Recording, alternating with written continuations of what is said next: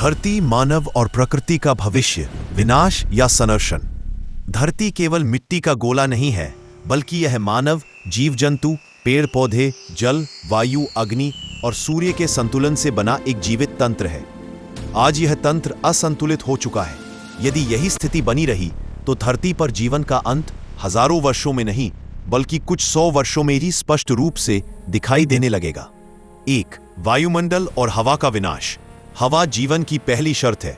आज उद्योगों, वाहनों, कारखानों और जंगलों की कटाई के कारण वायु प्रदूषण तेजी से बढ़ रहा है। कार्बन डाइऑक्साइड, मीथेन और जहरीली गैसें वायुमंडल में जमा हो रही हैं। वैज्ञानिकों के अनुसार यदि यही गति रही तो अगले 200 से 300 वर्षों में पृथ्वी का वायुमंडल इतना विषैला हो सकता है कि मनुष्य खुली हवा में सांस नहीं ले पाएगा। तब मानव कृत्रिम यंत्रों पर निर्भर होगा जो अंततः जीवन को सीमित कर देंगे। 10. जल, नदियां और समुद्र का अंत। पानी के बिना जीवन असंभव है।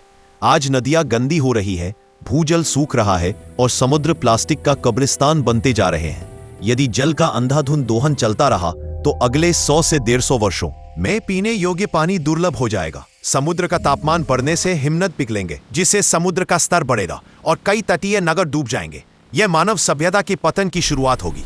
3.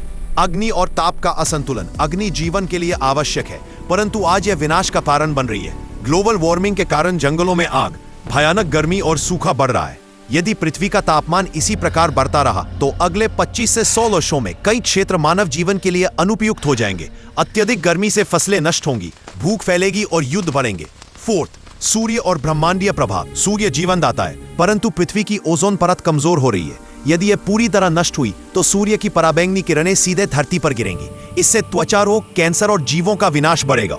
यह प्रक्रिया धीरे धीरे चल रही है, परंतु अगले 300 से 500 वर्षों में इसका प्रभाव अत्यंत घातक हो सकता है। 5. पेड़ पौधों और जीव जंतुओं का अंत। वनों की कटाई से पृथ्वी का फेफड़ा नष्ट हो रहा है। हर वर्ष हजारों प्रजातियां विलुप्त हो रही है। जब जीव जंतु समाप्त होंगे तो प्राकृतिक खाद्य श्रृंखला टूट जाएगी। इसका सीधा प्रभाव मानव पर पड़ेगा।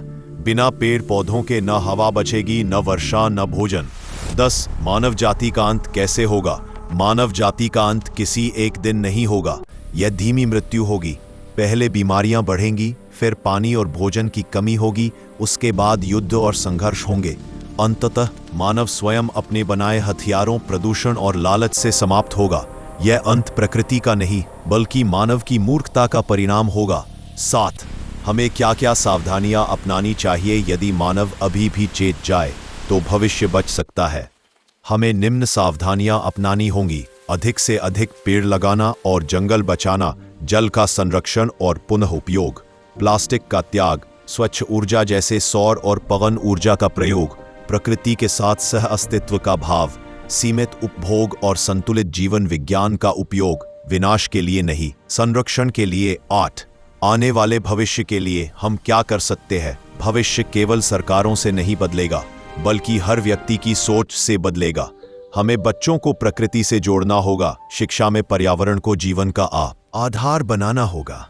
यदि आज हम नहीं बदले तो आने वाली पीढ़ियां हमें अपराधी के रूप में याद करेंगी। निष्कर्ष, धरती हमें चेतावनी दे रही है। बाढ़, सूखा, महामारी और तापमान वृद्धि इसके संकेत हैं। अब भी समय है। यदि मानव ने लालच छोड़ा और प्रकृति को मां की तरह समझा तो जीवन बचेगा, अन्यथा यह सुंदर धरती एक दिन शांत, निर्जन और मृत हो जाएगी। और तब कोई मनुष्य नहीं होगा यह कहने वाला कि काश हमने समय रहते समझ लिया होता।